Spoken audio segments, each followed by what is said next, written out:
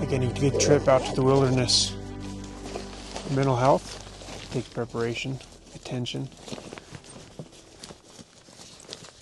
and effort. I've spent the last decade plus training individuals in survival, how to start a fire, how to procure water, how to make a shelter, how to navigate. These are all good and well. You definitely need it on your worst day. But in an effort to broaden my reach, align my hobbies, making videos, taking photos, going out to Mother Nature, taking care of myself the best way I know how. A big part of that's physical, hiking. A big part of that's mental. We currently live in a mental health crisis. Getting my daily sunlight in. Huberman would be proud. Join me in being the change that you and others need.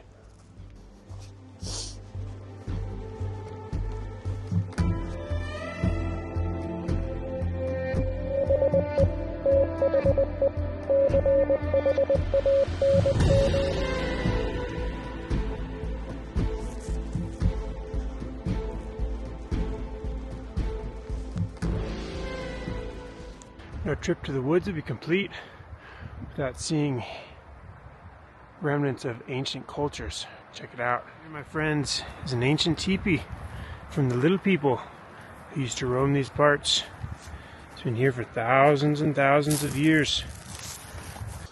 My goal for this channel is to create a community where we can band together, male and female, talk about these stigmas, talk about simple tips and tricks that'll make us healthier, make our children healthier, make our friends, our family, our coworkers happier to be around us, i.e. healthier, happier, need a more fulfilled life.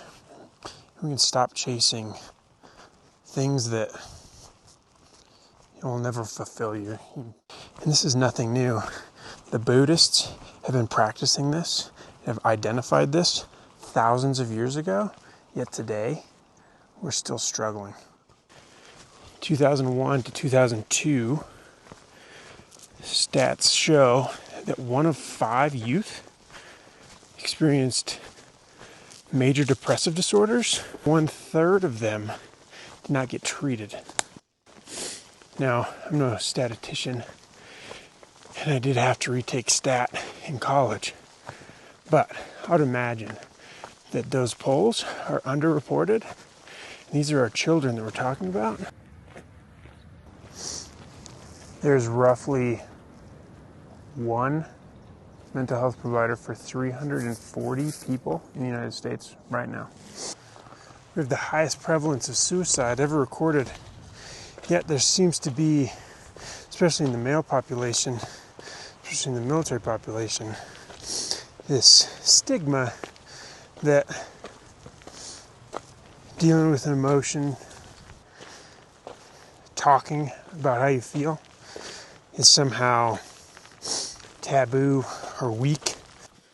I think that's a calling card for all of us to pay attention to what is happening in here, get good at being resilient, understand what emotions are, where they come from, better practices to cope with them, so we can help those who are in need. Because I think there's 2 things that are guaranteed in life. 1, you're going to die, and 2, you're going to go through some hard things. And preparing is only going to make you better. I think that's another interesting thing that maybe our culture has instilled, is that emotions are something that happen to us, not that happen through us. I don't know if that's right. It rhymes, so I used it. Found here is the chocolate nugget factory. What's the base root of all these emotions? Why are you anxious?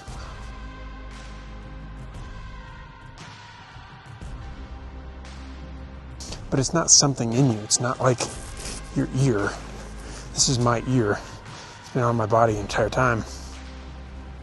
When I was born, I wasn't born innate with anxiety. I wasn't born innate with depression, in my belief. Things happened in my life, maybe in your life, over time, have formed cognitive frameworks in our brain that this is how we react, this is how I know how to respond when things get tough, when I become upset. This is really about relearning, reframing. You know, Mount Lemmon fire lookout, Lemmon Rock, 1928. My goodness. Upgraded the door handles and look, we even got a shower. I hope they have a shitter with a view. Bottom, what they call the wilderness of rocks. Usually there's a beautiful creek running through. You can kind of see the little indentation. Great place to go camping for the night. I don't know if there's any water, but we will be here just a matter of a few weeks. The grand plan, next adventure, is to start where's my finger? Way over there on I-10. Climb up Rincon, down Rincon, up to the Mount Lemmon, which is over yonder. 70 miles, Arizona Trail, all in preparation for the Sedona 125-mile race. Woo!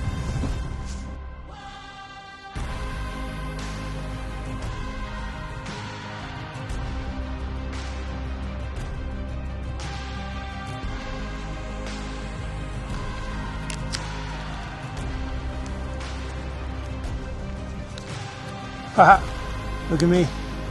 I'm in my own element.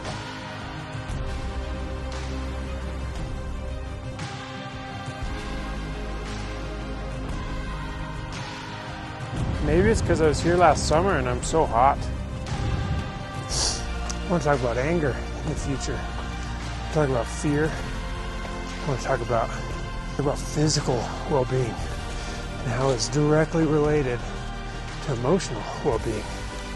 For instance, I'll link all the studies, but there's a study that compared SSRIs to dancing, as well as SSRIs to sugar pills and SSRIs for antidepressants,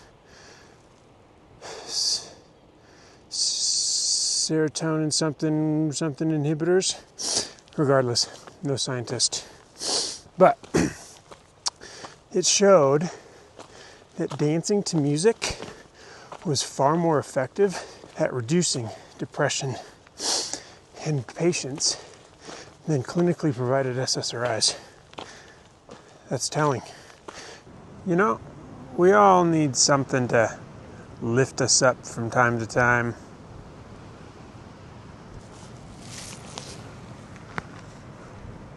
I guess my ski pass expires. The heck? Wait. Mount Lemmon Ski Resort snowpack is about half a fingernail deep. I think one of the things that is benefit to being proactive about your mental well-being is you're getting yourself time. Our own military tactics is all about time. It's about putting yourself in an advantageous position against your enemy. If we continually practice small day-to-day things, we celebrate small victories. We also learn from the small frustrations that we have. Cognitive behavioral therapy is really focusing on trying to identify the thoughts which create the emotions, potentially working with a therapist or yourself to then change those thoughts, and then buying time in between that emotion, which is neither good nor bad, it just is, and the reaction. Right? I can be upset, but I don't have to yell at my wife. I can be sad and I don't have to withdraw from a social interaction, right? Those are all responses that I'm responsible for. I choose to do those things. My emotions do not dictate my life. They most definitely don't dictate yours. Sitting on the edge of a cliff overlooking thousands of feet of nothingness down into the desert, I figured it's a good idea, good opportunity, maybe, perhaps, to talk about courage. Talk about that sense of, I don't know, weakness that's portrayed when you raise your hand and you be vulnerable. You say, hey, I need help.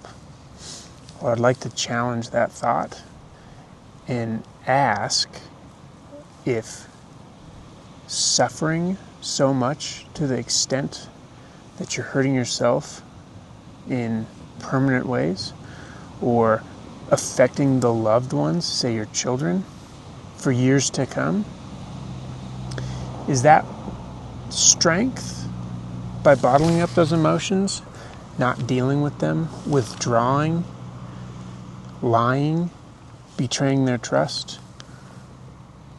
Is that strength? Because if raising our hand is weakness, the opposite is that. It's not being vulnerable and saying, hey, honey, hey, friend, I'm not doing so well. I need help. That is strength.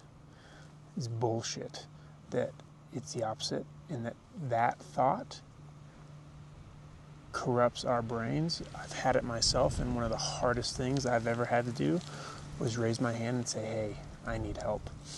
But when I did, and that burden of truth, that burden of that weight, literal weight, felt like it was lifted from my shoulders, it was the catalyst I needed to catapult myself into a much healthier, much better place so I can take care of my family, I can take care of my wife, I can take care of my children, and most importantly, I can take care of myself, because we can't give what we don't have.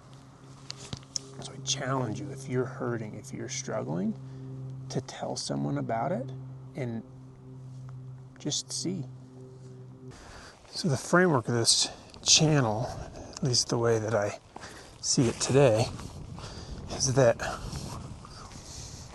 we cover these topics, but in the meantime, we find ourselves going on a physical journey with me to the mountains, on races,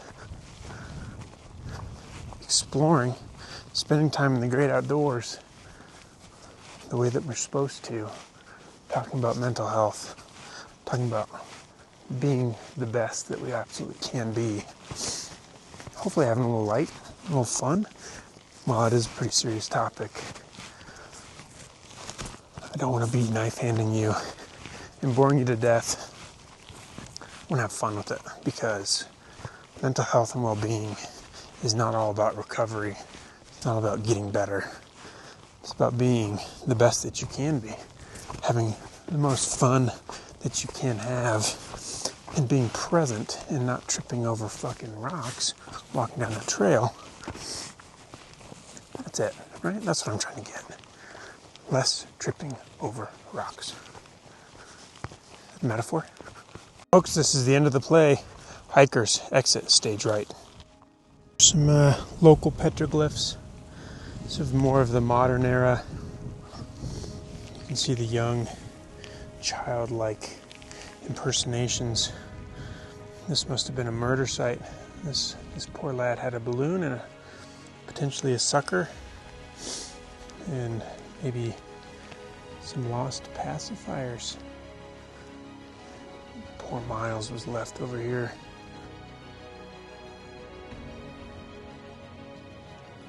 Thank you for coming along and joining this journey with me today.